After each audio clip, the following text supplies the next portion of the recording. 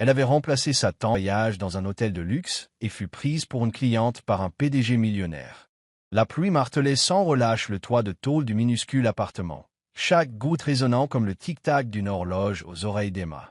La lampe de bureau vacilla pour la troisième fois ce soir-là, projetant de longues ombres sur ses manuels ouverts. Elle le remarqua à peine. Ses yeux, fatigués par des heures d'études pour la prestigieuse bourse de médecine, parcouraient la même phrase encore et encore. Dehors, le tonnerre grondait comme une bête lointaine. À l'intérieur, le seul bruit était le crissement de sa plume jusqu'à ce que son téléphone sonne. La sonnerie stridente la fit sursauter. Elle jeta un coup d'œil à l'écran. « Tante Lily. Son cœur se serra. »« Allô, tantine ?» répondit-elle rapidement. Il y eut une pause, un bruissement, puis une voix tremblante, rauque et paniquée. « Emma, j'ai glissé. Ma cheville. Je crois que je me la suis foulée. Je ne peux pas y aller ce soir. » Emma se redressa d'un coup, ses muscles se tendant. « Quoi? Tu vas bien? Où es-tu? »« Je suis à la maison maintenant. » La voix de Lily se cassa. « J'ai essayé de marcher dessus, mais ça fait trop mal. Je ne peux pas me tenir debout correctement. »« Emma, si je ne me présente pas, ils pourraient annuler mon contrat. Je suis en période d'essai. Ils ont déjà renvoyé 2 autres nettoyeuses la semaine dernière. » Emma sentit une vive pointe d'anxiété. Sa tante avait travaillé si dur pour conserver cet emploi au Grand Avalon, l'hôtel le plus luxueux de la ville. C'était leur seul revenu stable depuis la mort de ses parents. Emma savait ce que ce travail signifiait, non seulement pour sa tante, mais aussi pour son propre avenir. « Je ne sais pas quoi faire, » murmura Lily, la voix étranglée par les sanglots. « Emma, pourrais-tu s'il te plaît, juste pour cette fois, y aller à ma place, juste nettoyer quelques chambres, juste ce soir. » Emma se figea, son esprit s'emballant. Son entretien pour la bourse était dans 2 jours. Il lui restait des heures de révision. Et ce n'était pas un service normal. Lily avait mentionné plus tôt que sa mission ce soir-là était à l'étage exécutif, la section VIP. Les clients y étaient les plus riches, des politiciens, des PDG. Tout devait être parfait. Une erreur et Lily pourrait perdre son emploi. Emma se leva et se dirigea vers la petite fenêtre. La pluie tombait à verse sur le trottoir fissuré à l'extérieur. Elle prit une profonde inspiration. « D'accord, » dit-elle doucement. « J'y vais. Tu vas le faire. » La voix de Lily était remplie d'incrédulité, puis d'une gratitude écrasante. « Oh, Emma, merci. Merci beaucoup. » L'uniforme est propre et suspendu derrière la porte. Le badge du personnel est dans la poche. Glisse-le simplement pour entrer par l'entrée de service. Emma hocha la tête, même si Lily ne pouvait pas la voir. « Repose-toi, mets de la glace sur ta cheville. Je m'en occupe. » Après avoir raccroché, Emma se changea rapidement. L'uniforme était légèrement grand pour elle, et le tissu était rêche et usé. Elle se regarda dans le miroir, non plus une étudiante en médecine, mais une femme de ménage d'hôtel. Elle attacha ses cheveux en un chignon bas, comme sa tante le faisait toujours, et glissa le badge du personnel dans sa veste. Elle quitta l'appartement avec un parapluie qui tenait à peine et attrapa le dernier bus pour le centre-ville. Les lumières de la ville scintillaient sur les rues mouillées, déformées par l'averse. Lorsqu'elle arriva au Grand Avalon, elle hésita devant l'entrée de service, contemplant l'imposant bâtiment qui semblait sorti d'un rêve. Elle n'y était jamais entrée, pas même dans le hall. Avec une profonde inspiration, elle passa le badge et franchit l'entrée du personnel. L'air à l'intérieur était frais et sentait légèrement les agrumes et le vernis. Elle fut accueillie par un signe de tête d'un superviseur épuisé qui leva à peine les yeux de son presse-papier. « Vous êtes en retard. » « Le remplacement de Lily ?» demanda-t-il sans chaleur. Emma hocha la tête. Étage exécutif, 10e et 16e. Des VIP sont revenus à l'improviste. Vous couvrirez les 2. Soyez minutieuse. Sans un mot de plus, il lui tendit un chariot et se détourna. Emma poussa le lourd chariot dans l'ascenseur, le cœur battant. Elle avait mémorisé la routine de sa tante au cours d'innombrables conversations au dîner, mais le faire elle-même était une autre histoire. Les portes de l'ascenseur se refermèrent avec un doux carillon, et elle commença son voyage dans un monde bien éloigné du sien. En montant, elle se murmura, juste nettoyer quelques chambres, juste ce soir, puis rentrer à la maison. Mais le destin en avait décidé autrement. L'ascenseur de service s'ouvrit avec un léger tintement, et Emma poussa le chariot de nettoyage au 10e étage. Même la moquette du couloir était moelleuse sous ses pieds, d'un bleu marine profond bordé d'or, plus propre que n'importe quel sol sur lequel elle avait jamais marché. La douce lueur des appliques en cristal éclairait le hall comme un palais silencieux, et le silence était troublant. Elle serra plus fort la poignée du chariot, ses doigts froids malgré la chaleur du bâtiment. Tout cela semblait surréaliste. Quelques heures auparavant, elle était penchée sur des manuels de médecine. Maintenant, elle portait un uniforme de nettoyage délavé, de taille trop grand, son badge accroché sur le devant avec le nom de quelqu'un d'autre. Elle passa devant d'immenses portes doubles, chaque chambre étiquetée avec des numéros au lieu de nom, et imagina les vies à l'intérieur. PDG, héritier, dignitaire. Elle avait étudié des gens comme eux en cours de sociologie. Maintenant, elle polissait leur sol. Sa première tâche était la chambre 1501. Elle était inoccupée, selon l'horaire sur lequel sa tante avait griffonné des notes. Emma passa la carte maîtresse et se glissa à l'intérieur. La chambre était magnifique. Sol en marbre, rideaux de velours, lit frais dans un vase en cristal. Elle cligna des yeux plusieurs fois, puis se mit au travail comme sa tante le lui avait décrit. Vider les poubelles, remplacer les serviettes, essuyer les surfaces, passer l'aspirateur, vérifier le minibar, aligner les articles de toilette avec un espacement exact. Elle se déplaçait efficacement, poussée par la nervosité.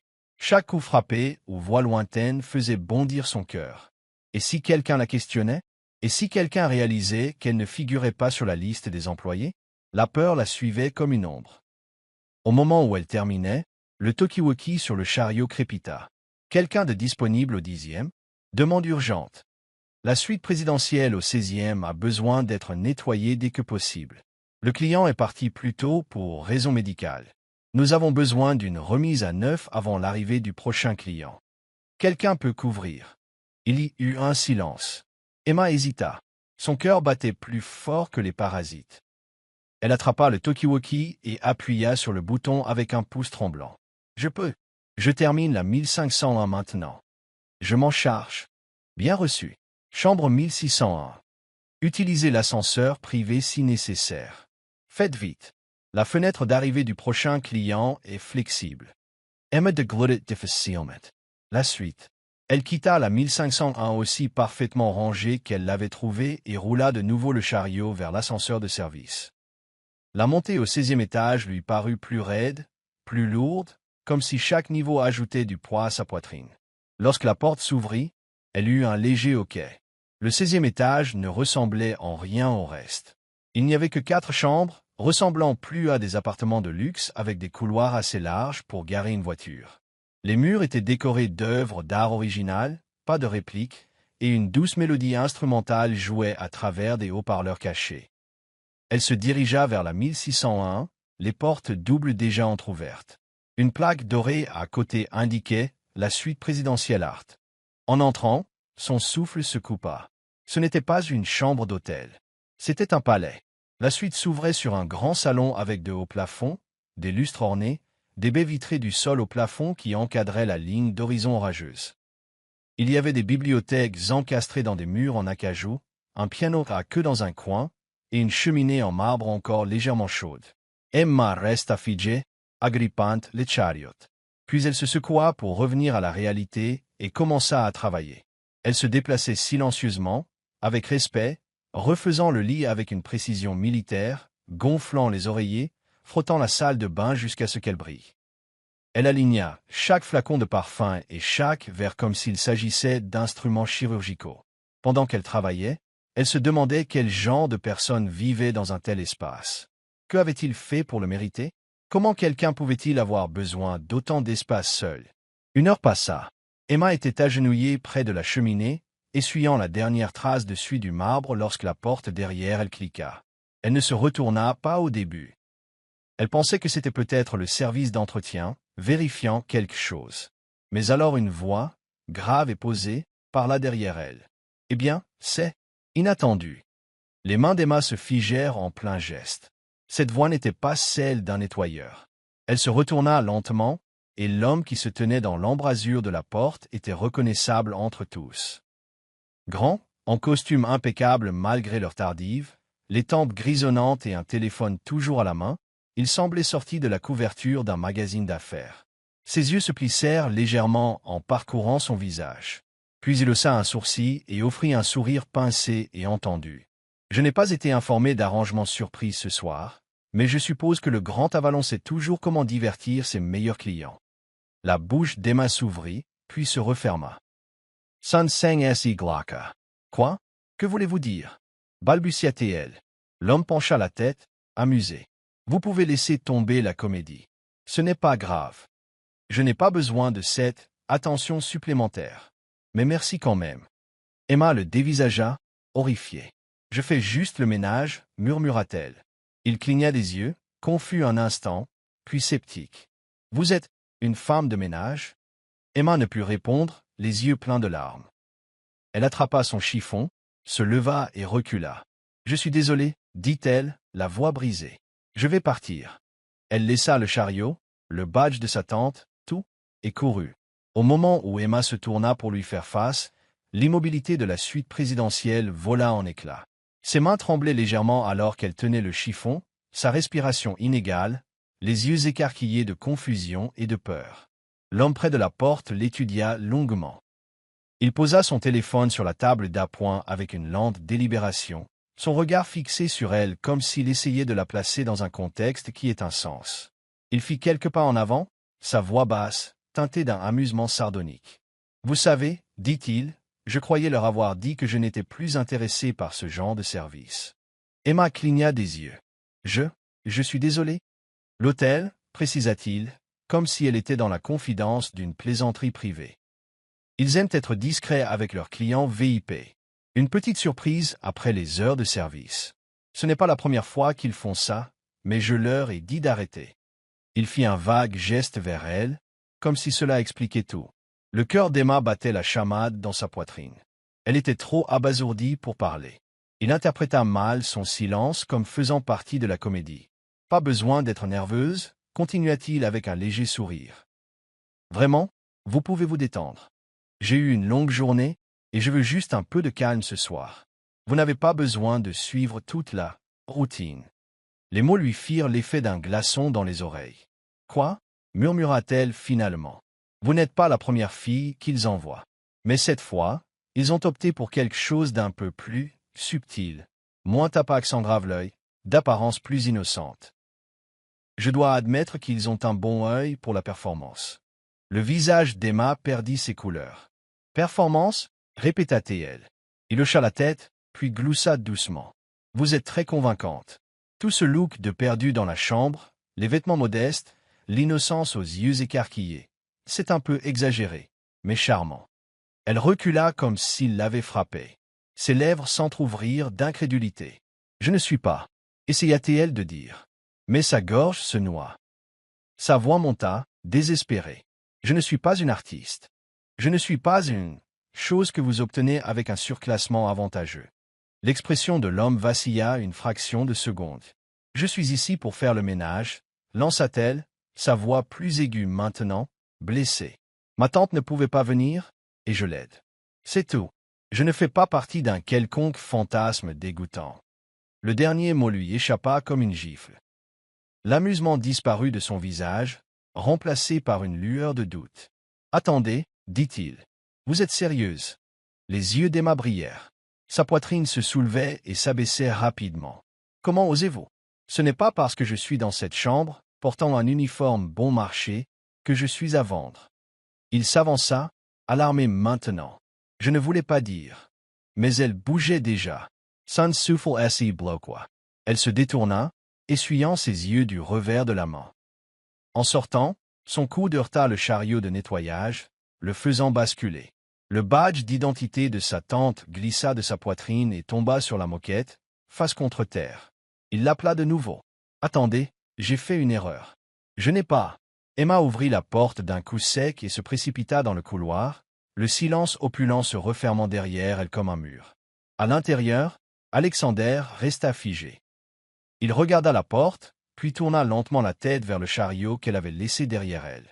Il s'approcha, ramassa le badge sur le sol et lut le nom. Lily Mendes. Pas Emma. Il regarda de nouveau la porte, les sourcils froncés. Il était beaucoup de choses, impitoyable en affaires, froid avec les étrangers, mais pas cruel par nature. Et ce qu'il venait de faire, cela se rejouait dans son esprit avec une inquiétude croissante. La façon dont elle l'avait regardé. Pas offensé comme quelqu'un qui surjoue un rôle, mais réellement blessé. Il passa une main dans ses cheveux, laissant échapper un souffle.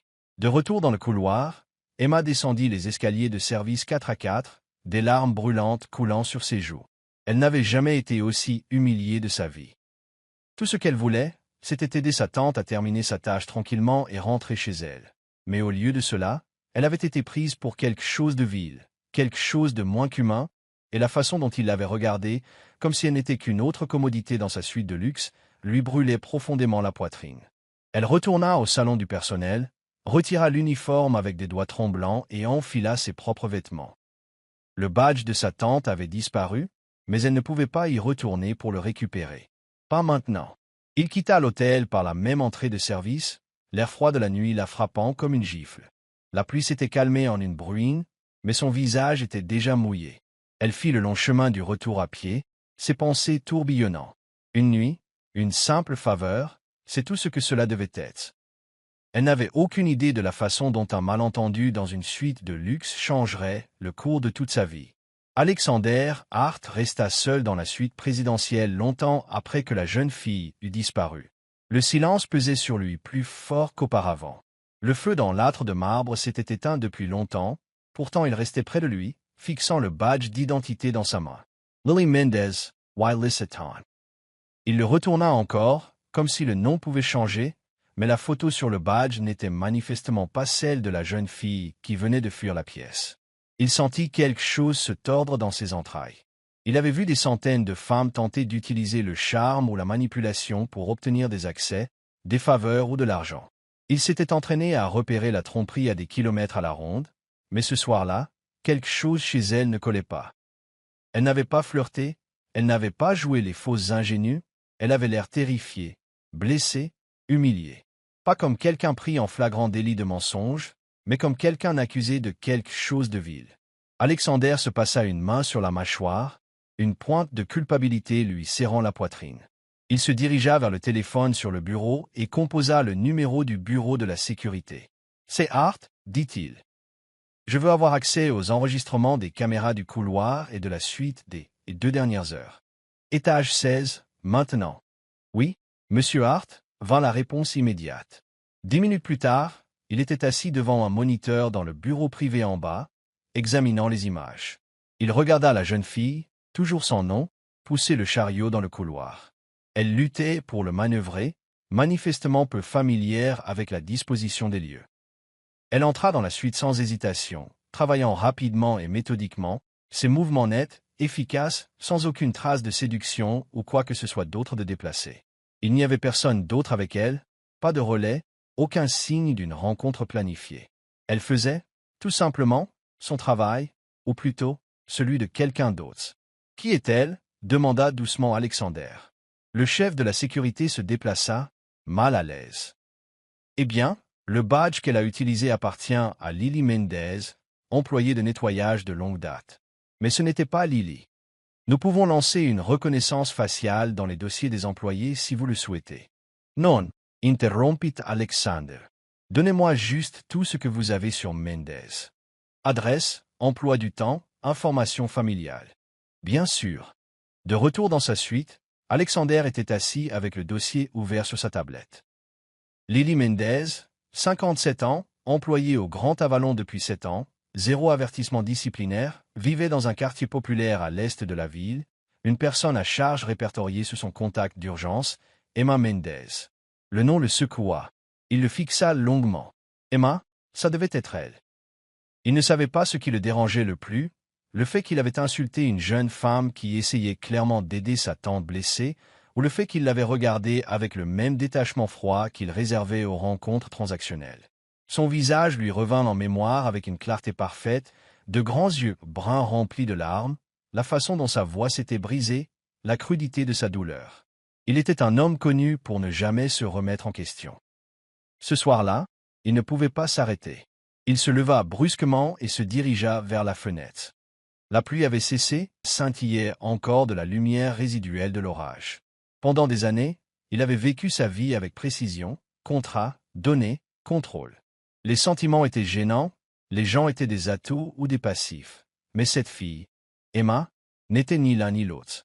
Elle était réelle, et il l'avait réduite à quelque chose de moins qu'humain en une seule supposition négligente. Alexander se détourna de la fenêtre, la machoire serrée. Il attrapa son téléphone et composa le numéro de son assistante de direction. Claire de direction. Claire, dit-il lorsqu'elle répondit d'une voix ensommeillée. Demain matin, 1 heure, je veux que vous organisiez une réunion privée avec le directeur de l'hôtel.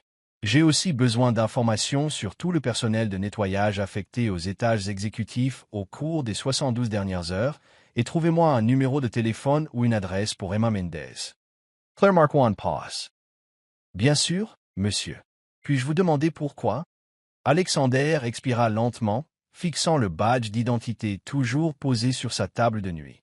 Parce que j'ai fait une erreur, dit-il, et j'ai l'intention de la réparer. 2 jours plus tard, Alexander Hart se tenait devant une porte verte délavée dans un couloir étroit d'un complexe de logements sociaux à l'est de la ville. Le bâtiment sentait légèrement le moisi et les légumes bouillis, un contraste frappant avec l'air parfumé au marbre et à l'eucalyptus du Grand Avalon. Il ajusta le col de son manteau et frappa 2 fois. La porte grinça en s'ouvrant et une femme d'une 50aine d'années jeta un coup d'œil, ses yeux méfiants jusqu'à ce qu'elle le reconnaisse grâce à des photographies et des articles de journaux. « Monsieur Hart » demanda-t-elle, surprise. « Oui » dit-il avec un signe de tête poli. « Vous devez être Madame Mendez. » Elle cligna des yeux, puis ouvrit plus grand la porte avec un certain effort, s'appuyant sur une canne. « Pardonnez-moi, dit-elle, ma cheville guérit encore. Entrez, si le désordre ne vous dérange pas. » L'appartement était petit, mais propre. Un canapé usé trônait au milieu d'un modeste salon, à côté d'une pile de livres de médecine et de tasses de thé vides. La télévision était éteinte, et l'air était empli d'une odeur de lavande et de pommade mentholée. Alexander entra, observant les lieux modestes. Il avait été dans des salles de conseil plus opulentes que la plupart des salles de bal, mais cet espace, humble et personnel, le rendit étrangement silencieux. « Je ne suis pas ici pour causer des ennuis, » dit-il doucement. Lily offrit un sourire fatigué en s'asseyant sur le canapé. « Je m'en doutais. Vous n'êtes pas vraiment du genre à poursuivre en justice, mais je sais pourquoi vous êtes ici. » Alexander haussa un sourcil. « Vous avez compris que ce n'était pas moi qui nettoyais cette nuit-là, » dit Lily. « J'ai entendu par un membre du personnel que vous posiez des questions. » À propos d'Emma, acquiesça-t-il lentement. « Oui, j'ai réalisé que j'avais fait une erreur, une grave erreur. » Lily baissa les yeux, tortillant l'ourlet de son pull. Elle essayait seulement de m'aider. J'étais tombé, je m'étais salement tordu la cheville, et si je manquais ce service, j'avais peur de perdre mon emploi. Alors elle a proposé d'y aller, juste pour une nuit. Alexander garda le silence. Elle m'a supplié de ne le dire à personne, continua Lily, sa voix devenant plus douce. Elle a dit que si quelqu'un découvrait qu'elle n'était pas du personnel, je serais renvoyé. Elle pensait qu'elle pourrait juste entrer, nettoyer quelques chambres et partir sans que personne ne s'en aperçoive. Mais quelqu'un s'en est aperçu, murmura Alexander. Lily hocha la tête. Elle n'a pas arrêté de pleurer depuis. Il regarda de nouveau les livres sur la table. École de médecine. Elle est en dernière année, elle postule pour une bourse, elle a 2 emplois à temps partiel et étudie encore jusqu'à minuit. Je n'arrête pas de lui dire qu'elle brûle la chandelle par les 2 bouts, mais elle dit que c'est le seul moyen. Alexander Lysa est chaper, on Lent super. Elle ne méritait pas ce que je lui ai dit. Non, convint Lily, mais elle comprend pourquoi vous avez pensé ce que vous avez pensé. Elle sait comment les gens comme elles sont perçus, surtout par des gens comme vous. Il n'y avait aucune accusation dans sa voix, juste une vérité lasse. Alexander S. leva. Puis-je lui parler? Lily le regarda un instant, puis hocha la tête. Elle est sur le campus la plupart de la journée, bâtiment de médecine, salle 213. Elle fait du bénévolat à la clinique gratuite après les cours. Elle est difficile à manquer. Le campus universitaire bourdonnait de vie. Des étudiants à vélo, d'autres penchés sur des ordinateurs portables, et le cliquetis occasionnel des tasses à café. Alexander se détachait comme un phare au milieu de cette mer de jeunesse, grand, en costume, et déplacé. Il entra dans le bâtiment de médecine et trouva facilement la salle 213. À travers la vitre de la réception de la clinique, il l'aperçut. Emma. Elle était assise à un bureau, triant des échantillons de médicaments dans des plateaux étiquetés. Ses cheveux étaient soigneusement attachés en arrière, et elle portait une blouse blanche légèrement trop grande pour elle. Malgré ses yeux fatigués, elle se déplaçait avec détermination. Il frappa doucement. Emma leva les yeux et se figea. Elle se leva lentement, les lèvres entr'ouvertes d'incrédulité. « Qu'est-ce que vous faites ici ?» Sa voix n'était pas en colère, juste basse et prudente. « Je suis venu m'excuser, dit-il. » Elle hésita. Ses mains agrippèrent le bord du bureau. « Si vous êtes ici pour me dénoncer ou dénoncer ma tante. »« Non, coupa-t-il doucement. Jamais de la vie. »« Emma, j'ai réalisé à quel point j'avais tort. J'ai vu les enregistrements. J'ai vu comment vous travailliez, à quel point vous étiez prudente et respectueuse. Vous ne faisiez pas semblant. Vous n'étiez rien de ce dont je vous ai accusé. » Elle cligna rapidement des yeux, les larmes montant à nouveau. « Je vous ai horriblement mal jugé, » continua-t-il. « J'ai passé des années entouré de gens qui ne veulent que quelque chose de moi. J'ai pris l'habitude de supposer le pire. Cette nuit-là, j'ai laissé ce cynisme prendre le dessus. Mais vous, il déglottit. Vous essayez juste d'aider quelqu'un que vous aimez. » La lèvre inférieure d'Emma trembla. Elle se détourna, se couvrant le visage d'une main. Alexander attendit en silence jusqu'à ce qu'elle retrouve sa voix. « Je ne voulais pas me retrouver dans votre chambre, dit-elle, la voix brisée. J'essayais juste de bien faire mon travail. Ma tante représente tout pour moi. Je sais, dit-il doucement, et vous avez fait plus que bien votre travail. Vous m'avez rappelé que tout dans ce monde n'a pas un prix. » Elle le regarda, surprise. Il sourit, sincèrement, sans arrogance. « J'ai rencontré des milliers de personnes, Emma, mais je n'ai jamais rencontré quelqu'un qui ait montré plus de force et d'humilité en un seul instant que vous cette nuit-là. » Elle resta silencieuse, les larmes coulant maintenant, sa garde commençant à baisser. Pour la première fois depuis cette nuit affreuse, elle ne se sentit pas honteuse, seulement vue. Alexander s'avança prudemment et tendit la main. « Me permettriez-vous de réparer mon erreur ?» Emma était assise à son bureau tard un soir, le doux bourdonnement de la clinique du campus résonnant encore à ses oreilles. Elle se frotta les yeux, lasse d'une journée complète de garde, lorsque son téléphone vibra doucement à côté d'elle. L'écran s'alluma avec un message qui disait simplement « Seriez-vous disponible pour déjeuner demain ? Il y a quelque chose dont j'aimerais discuter sans aucune pression. » Ah, ses doigts planèrent sur l'écran un instant avant qu'elle ne tape en retour. « D'accord, midi, parfait. » Lorsqu'elle rencontra Alexander le lendemain, ce ne fut pas dans un restaurant somptueux ou un salon privé, mais dans un café tranquille près du campus, son lieu d'étude préféré, où le café était trop fort et les chaises grinçaient, mais où la lumière du soleil frappait les fenêtres juste comme il fallait. Il était déjà là, assis à une petite table d'angle avec 2 tasses devant lui. Il se leva en la voyant, non plus le PDG imposant des magazines sur papier glacé, mais un homme en simple pull bleu marine et jean foncé, semblant un peu trop grand pour l'espace, mais si intégrant néanmoins. « J'ai tenté ma chance, » dit-il en lui offrant l'une des tasses. « La fille derrière le comptoir a dit que vous commandiez toujours ça. » Emma l'a pris, surprise. « Vous vous en êtes souvenu. » « J'essaie de me souvenir des choses importantes, » dit-il, et la sincérité de sa voix la laissa sans voix. Ils parlèrent un moment, de l'école, des patients qu'elle avait vus, du chaos de jongler entre les études et la survie. Puis, au milieu d'une pause, Alexander plongea la main dans la poche de son manteau et posa un dossier sur la table. « Ceci vient de la Fondation Hart, » dit-il. « Nous avons un nouveau programme de bourse pour les étudiants en médecine qui ont fait preuve d'une résilience et d'un caractère exceptionnel. Il comprend la couverture des frais de scolarité, une allocation de subsistance et l'accès à des opportunités de recherche et de terrain dans le cadre de nos initiatives de santé mondiale. » Emma le devastaja, abasourdi. Il soutint son regard doucement. « Ce n'est pas de la charité. Vous l'avez mérité, cette nuit-là dans cette suite. Vous n'avez pas seulement nettoyé une chambre. Vous avez fait preuve de plus de dignité que la plupart des gens ne le font dans toute une vie. » Elle secoua lentement la tête. « Je ne peux pas accepter ça juste parce que vous vous sentez coupable. Ce n'est pas de la culpabilité, dit-il. C'est de la reconnaissance et du respect. » Elle ouvrit le dossier avec des doigts tremblants. À l'intérieur, son nom était imprimé en gras, sa poitrine se serra. Au cours des semaines suivantes, ils continuèrent à parler, d'abord par de courts échanges, puis par de plus longues conversations. Parfois, il lui demandait comment se passaient ses examens.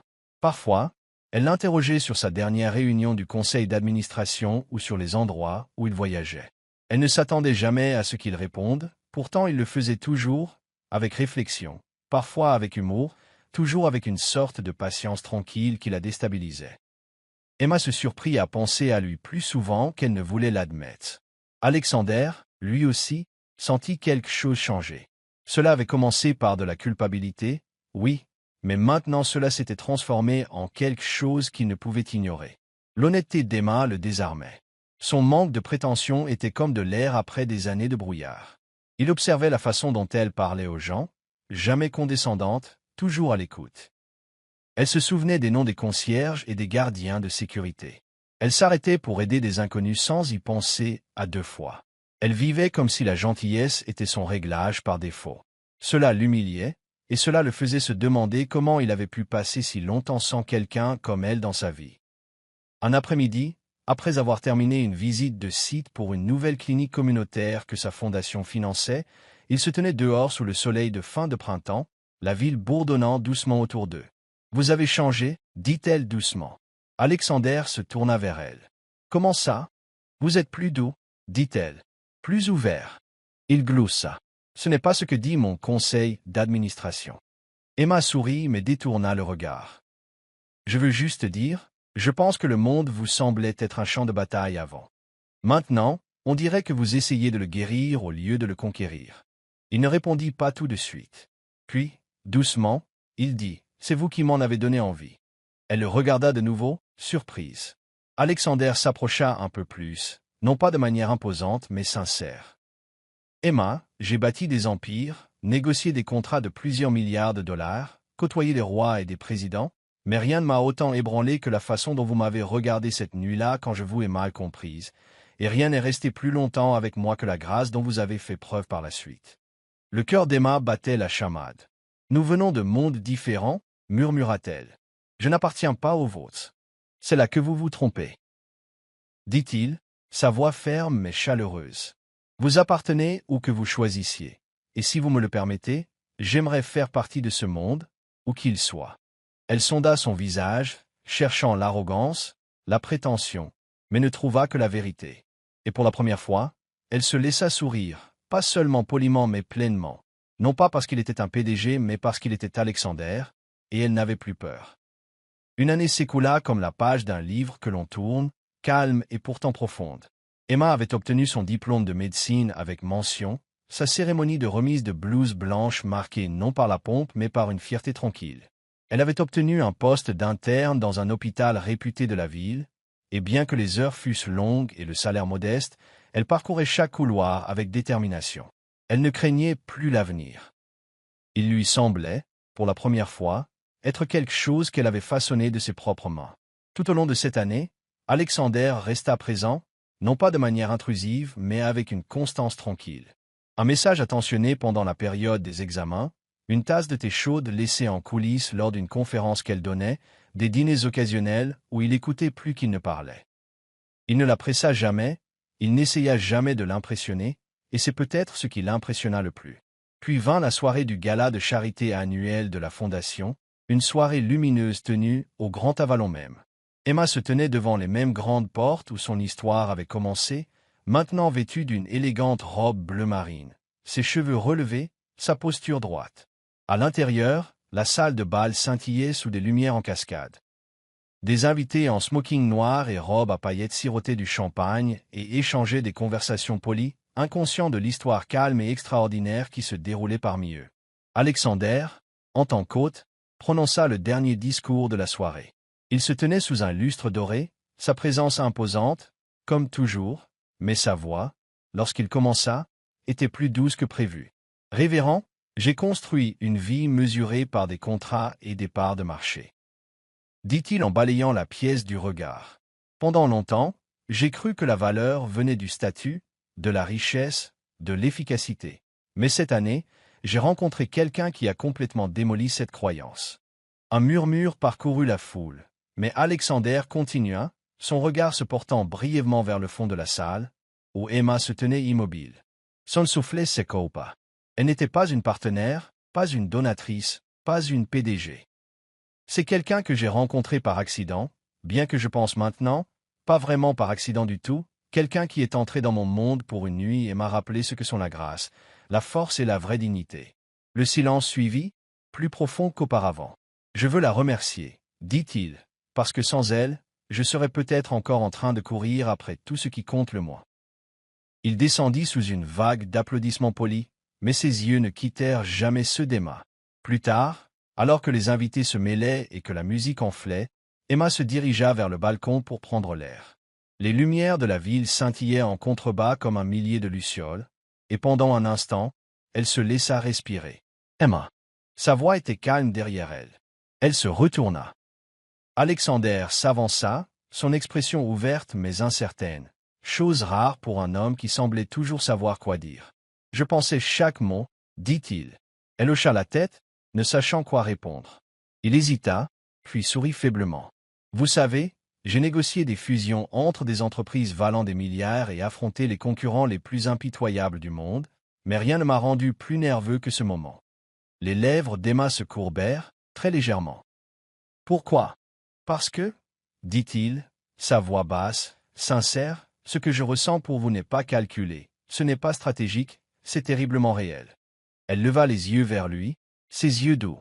J'avais l'habitude de penser que je comprenais les gens, continua-t-il, j'avais l'habitude de penser que je pouvais les lire, les prédire. Mais ensuite, une fille est arrivée dans ma suite une nuit pluvieuse, non pas pour impressionner, non pas pour gagner quoi que ce soit, mais simplement pour aider quelqu'un qu'elle aimait, et elle a changé tout ce que je pensais savoir. Emma sentit les larmes lui piquer les yeux. Je suis tombé amoureux de vous, dit-il, non pas à cause de quelque chose que vous avez fait pour me conquérir, mais à cause de tout ce que vous êtes quand vous pensez que personne ne regarde. J'aime votre courage tranquille, votre compassion, votre intégrité, je vous aime simplement tel que vous êtes. Pendant un long moment, elle ne put parler, les lumières de la ville se brouillant dans ses yeux. Puis, sans un mot, elle tendit la main et prit la sienne. Son souffle se coupa, elle ne dit toujours rien, mais ses doigts, s'enroulant doucement autour des siens, lui dirent tout ce qu'il avait besoin de savoir. Les années qui suivirent ne furent pas marquées par les gros titres ou la grandeur, mais par des moments calmes et significatifs. Des promenades matinales, du café dans les salles de repos des hôpitaux, des notes glissées dans des valises avant de longs vols. Emma et Alexander, autrefois étrangers liés par un malentendu, construisirent une vie simple, réelle et profondément la leur. Emma s'épanouit dans sa carrière, connue pour son intellect et son empathie inébranlables. Elle traitait les patients avec gentillesse, se souvenait de leur nom et ne laissait jamais le succès altérer son essence. Sa blouse était toujours propre, son cœur toujours ouvert. Alexander, bien que dirigeant toujours son empire, commença à changer ses priorités. Inspiré par Emma, il développa la Fondation Hart, se concentrant sur les cliniques communautaires, les bourses d'études et les programmes de santé mentale, des choses qu'il avait autrefois négligées. Il passa des gratte-ciels au service, du pouvoir au but. Bien, Stepsy, Nora, leur relation resta privée. Il n'y eut pas de déclaration publique, pas de couverture de magazine, mais ceux qui les connaissaient pouvaient le voir, dans la façon dont il la regardait, dans la façon dont elle souriait un peu plus doucement lorsqu'il entrait dans la pièce. Tante Lily, heureusement retraitée, vivait dans la maison qu'Emma lui avait achetée. Elle jardinait, causait avec les enfants du quartier et taquinait souvent Alexander à propos de la première nuit où ils s'étaient rencontrés. Tu pensais qu'elle faisait partie d'une surprise de l'hôtel, riait-elle. Maintenant, regarde qui est surpris. Tess. Année plus tard, l'hôpital pour enfants, Alexander se tenait au podium dans un simple costume gris. Emma regardait tranquillement depuis les coulisses. Quand j'étais plus jeune, dit-il, je pensais que le succès signifiait rechercher toujours plus d'argent, plus de reconnaissance. Mais une nuit, j'ai rencontré quelqu'un qui m'a montré la vérité. Il marqua une pause, son regard trouvant Emma. Elle n'a pas essayé d'impressionner. Elle a simplement aidé quelqu'un qu'elle aimait. Elle n'a rien exigé, mais a tout donné. Elle m'a rappelé que les choses les plus rares dans la vie ne s'achètent pas, elles se trouvent. Il sourit, les yeux doux. Autrefois, je cherchais le luxe, mais mon cœur a été conquis par quelque chose de bien plus grand, une femme qui n'a jamais eu besoin qu'on lui donne quoi que ce soit parce qu'elle était elle-même le cadeau. La salle était silencieuse, profondément émue. Emma essuya une larme, le cœur plein, et dans ce silence, C'était clair.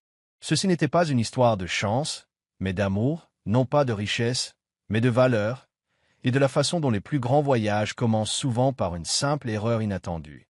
Merci d'être resté avec nous tout au long de ce voyage profondément émouvant. Si cette histoire a touché votre cœur, vous a rappelé le pouvoir tranquille de la gentillesse, ou vous a fait croire à la beauté des secondes chances, alors elle a fait exactement ce que nous espérions qu'elle ferait. Chez Soul Steering Stories, nous croyons qu'il faut raconter des histoires qui guérissent, inspirent et éveillent quelque chose de tendre en chacun de nous. Des histoires de résilience, d'amour qui transcendent les frontières, de gens ordinaires accomplissant des choses extraordinaires, non pas avec bruit, mais avec cœur. Si vous avez ressenti quelque chose aujourd'hui, nous vous invitons à vous abonner à Soul Steering Stories pour ne jamais manquer une autre histoire qui parle à votre âme, car parfois les plus petits moments renferment la plus grande signification. Nous vous retrouverons dans la prochaine histoire.